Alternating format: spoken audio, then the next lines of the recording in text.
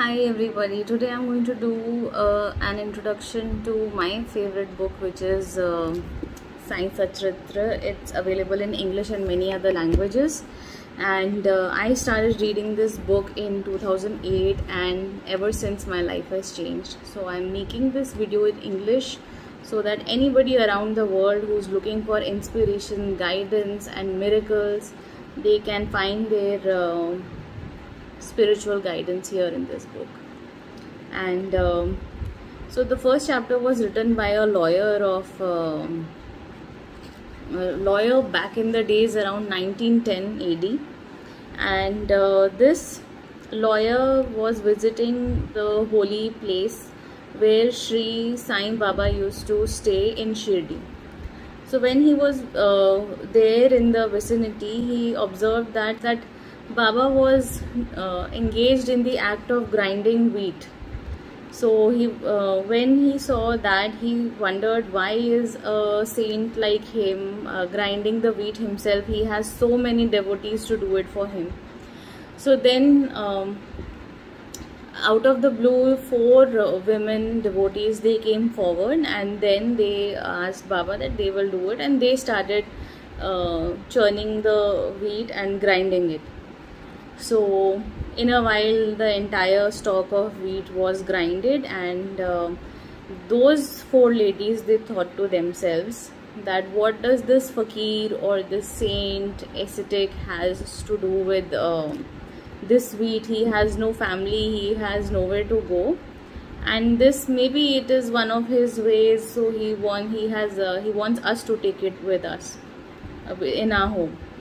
So then those four women devotees, they divided the wheat, and they started, they were off to their own place, when Sai Baba told them that, where do you think you are taking my stock of wheat? Is it yours? Is it your dad's? Or do I owe you any debt? So those devotees were quite embarrassed, and then Baba instructed them that go and put the grinded wheat particles on the village boundary. So the lawyer, the author, who was a lawyer back in those days, wondered, what is this thing that is going on here? Later he realized that there was an outbreak of cholera epidemic in and around the village. And after this after this instruction of making a boundary with this wheat, the cholera epidemic came under control in the village. So this may seem like a superstition to most people, but as you go on reading the book, you realize the wonders of God and the universe and the Almighty.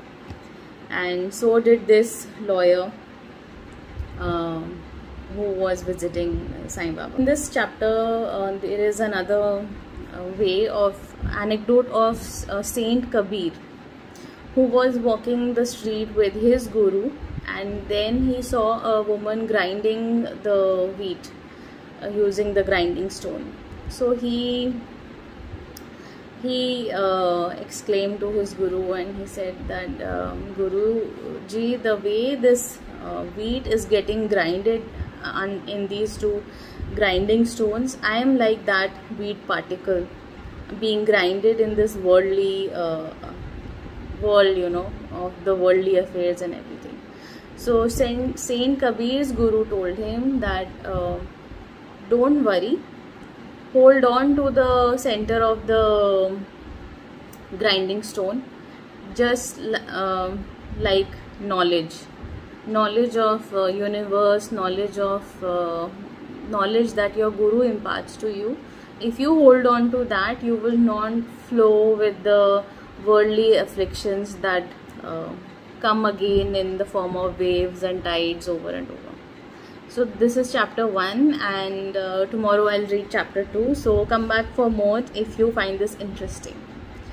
And I hope wherever in the world you are and you're listening to this, I hope you find your peace and inspiration and joy and love, because this book is just that. It is going to dispel all the inhibitions that we carry towards religion or our religious texts, religious books, or religious instructions.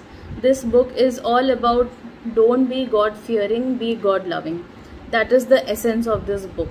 And in this book you will find Bible, you will find Gita, you will find Quran, you will find everything here. And this to me is some all of whatever your way to God, one of the ways to God. So this is my way to God. I hope you join me tomorrow for chapter 2 reading, and this work is devoted to my Guru, who is my savior and everything. So see you tomorrow.